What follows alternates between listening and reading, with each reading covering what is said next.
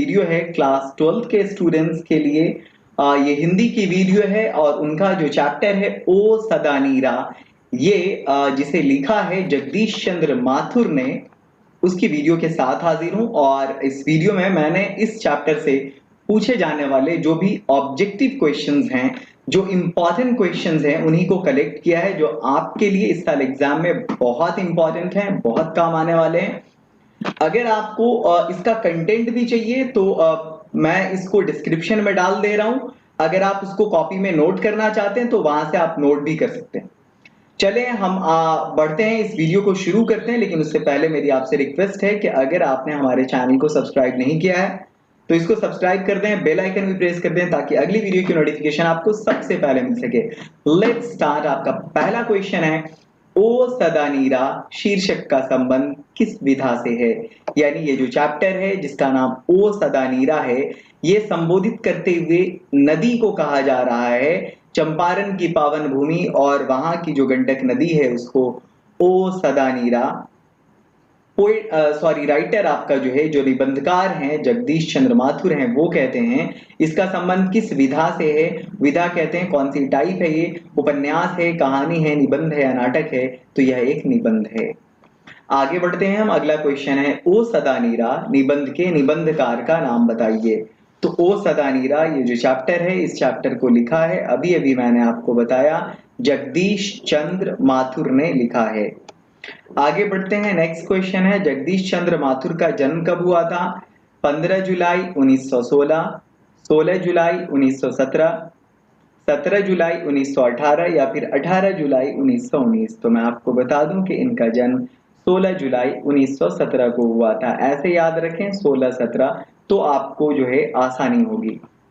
आगे बढ़ते हैं, जगदीश चंद्र माथुर का निधन निधन कब हुआ था, यानी उनकी डेथ कब हुई थी। तो इनकी डेथ जो है 14 मई 1978 को हुई थी। और किसी ऑप्शन को देखना ही नहीं है, याद रखना है कि ये 1978 में डेथ हुई। और पैदा कब हुए, तो ये है 1917 में पैदा हुए और 1978 में इनकी डेथ हुई।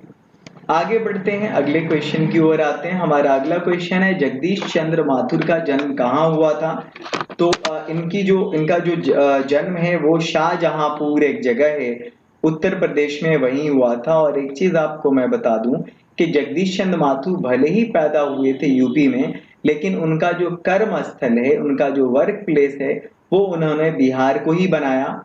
आईसीएस वगैरह क्वालिफाई करने के बाद ये जो है वो बिहार में ही जो है शिक्षा सचिव के तौर पर उन्होंने अपनी सेवाएं दी। और एक बड़ा सा मेला भी इन्होंने जो है ऑर्गेनाइज किया, जो बहुत मशहूर मेला है वैशाली में। और पूरी तरह से इन्होंने बिहार को अपना कर्मस्थली बना लिया था। अगला क्वेश्चन है, तीन कठिया प्रथा का संबंध क्या है।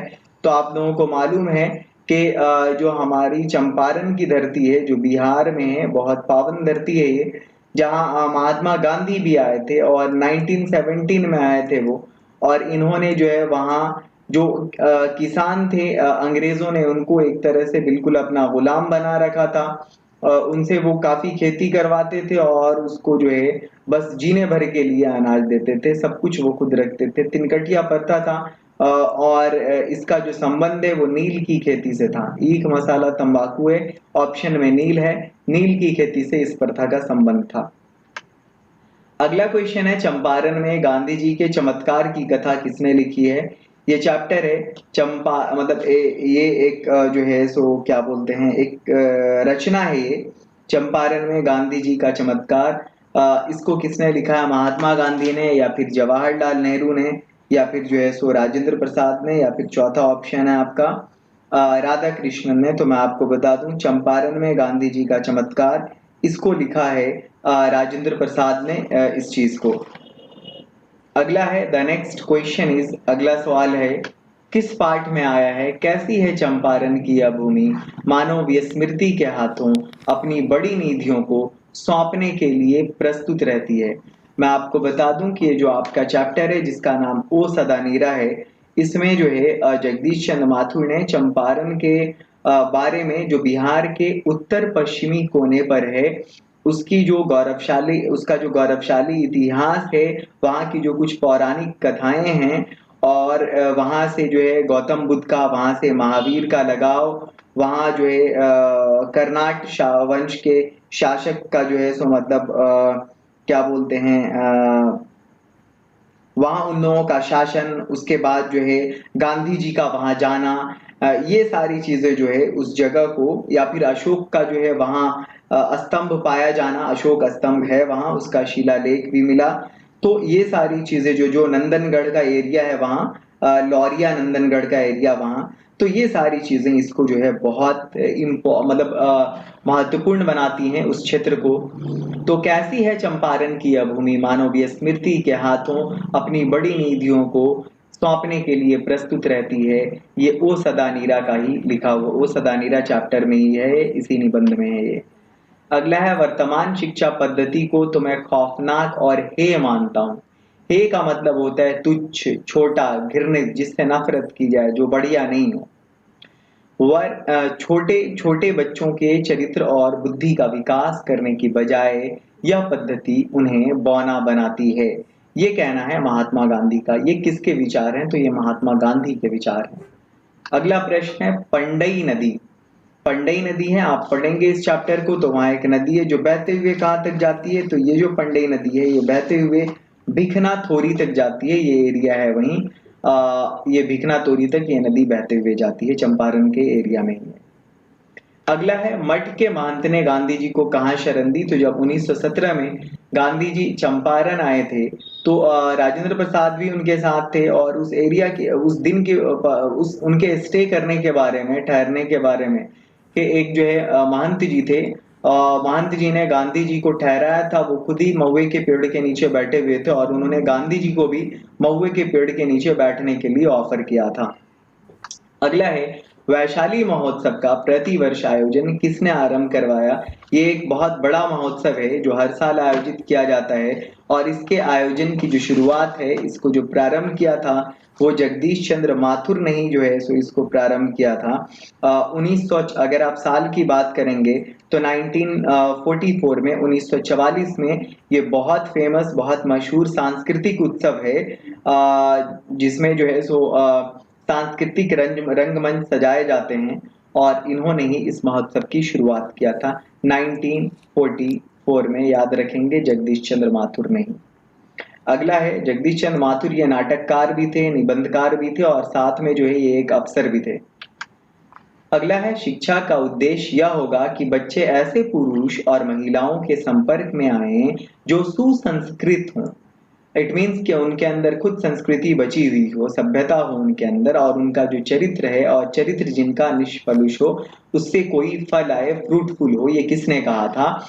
तो ये जो है महात्मा गांधी ने ही कहा था कि शिक्षा का उद्देश्य यह होगा कि बच्चे ऐसे पुरुष और महिलाओं के संपर्क में आए जो सुसंस्कृत हों और चरित्र जिनका निष्फलुष हो।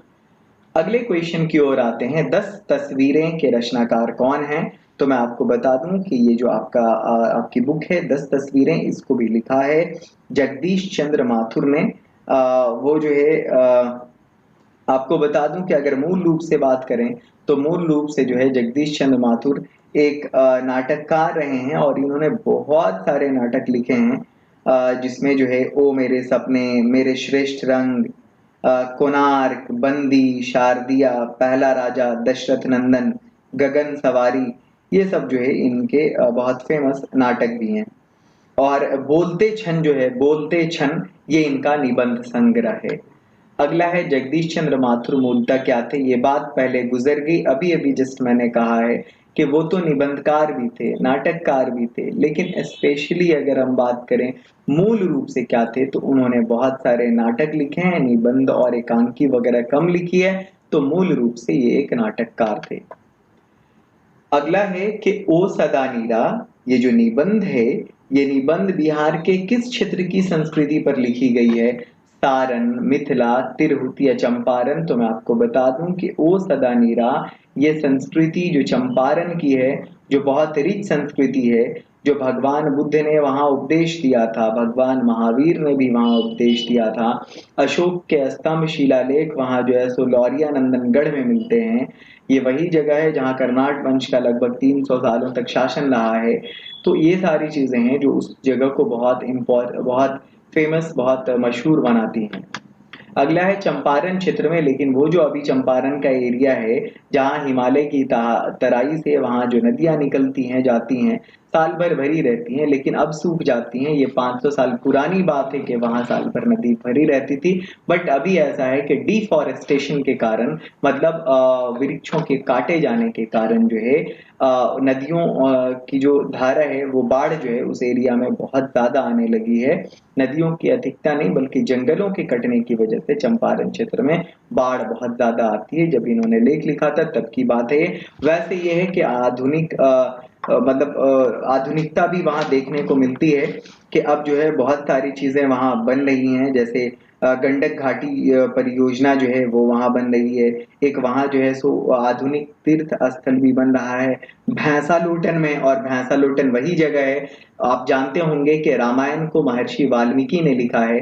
तो महर्षि वाल्मीकि जी का जो उनका जो आश्रम है वो भैंसा लोटन में ही है। तो वहां एक आधुनिक तीर्थ स्थल बन रहा है। साथ ही जो है वहीं एक 3000 फुट लंबा बैराज भी बन रहा है, और उसी के ऊपर रेल और सड़क जो है वो बनाई जाएगी। तो और सिंचाई के लिए भी जो बड़े एरिया में वहां से पानी मिलेगा। 41.49 लाख एकड़ की भूमि में सिंचाई इन नहरों से होगी। तो ये जो राइटर है वहां उस एरिया की बात भी करते हैं, कि उसका पास्ट भी, अतीत भी बड़ा सुंदर रहा है, और वहां ये जो मॉडर्न वर्क सब हो रहे हैं तो उसमें एक जो है सो एक अलौकिक दर्शन होगा। ये सारी चीजें उस क्षेत्र की प्रगति में चार चांद लगा देंगी। अगला है माथुर जी किस राज्य के शिक्षा सचिव। अच्छा, शिक्षा सचिव भी इनको नियुक्त किया गया था। एजुकेशन सेक्रेटरी किस राज्य का, तो मैंने आपसे कहा इनकी कर्म भूमि बिहार रही है। 1941 में इन्होंने जो है वैसे आईसीएस इंडियन सिविल सर्विस की परीक्षा भी पास किया था। एमए इन्होंने अंग्रेजी से किया था, और प्रशिक्षण के लिए जो है ये अमेरिका गए। बाद में बिहार आकर के बिहार के शिक्षा सचिव ये नियुक्त किए गए थे अंग्रेजी सरकार में। आगे बढ़ते हैं। 12वीं सदी के लगभग 300 वर्ष तक किस वंश का शासन था, तो अभी अभी मैं आपसे बात कर रहा था कर्नाट वंश के शासक के बारे में, कि कर्नाट वंश का जो है शासन लगभग 300 वर्ष तक रहा है वहां 12वीं सदी के आसपास में। अब अगला है अंग्रेज ठेकेदारों ने किस चीज की खेती का विस्तार किया, तो उनको बड़ा फायदा होता था, नील उस एरिया में बहुत ज्यादा उपजता था, तो अंग्रेज ठेकेदार जो है उन्होंने नील की खेती का विस्तार किया और वहां के किसानों का बहुत अधिक शोषण भी किया।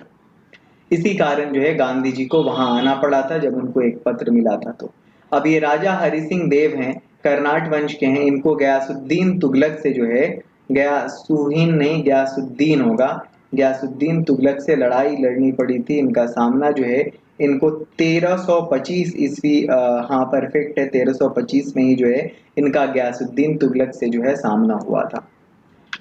अगला है धांगड़ों को नील की खेती के सिलसिले में कब लाया गया था, तो पहले मैं आपको बता दूं कि ये धांगड़ कौन है। ये धांगड़ वो लोग हैं जो छोटा नागपुर के एरिया में जो है रहते हैं।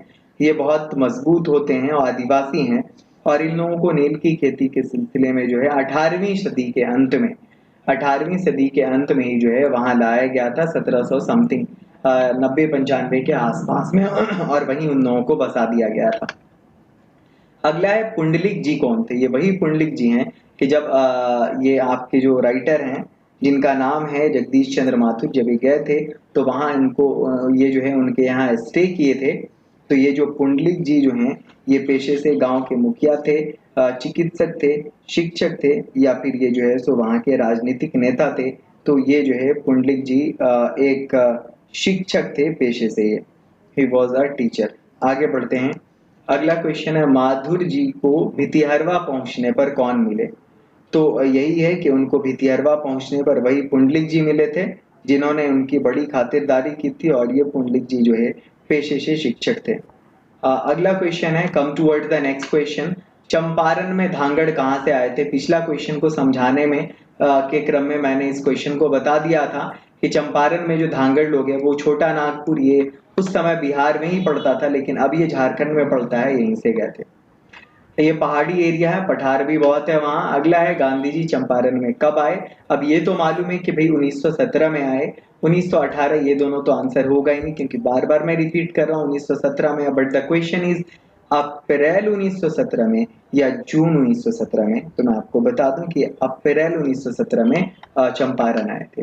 थैंक्स फॉर वॉचिंग, बहुत बहुत शुक्रिया हमारे इस वीडियो को देखने के लिए। मुझे उम्मीद है कि मेरी ये वीडियो आप लोगों को पसंद आई। अगर पसंद आई तो आप इस वीडियो को लाइक कर दें, अपने दोस्तों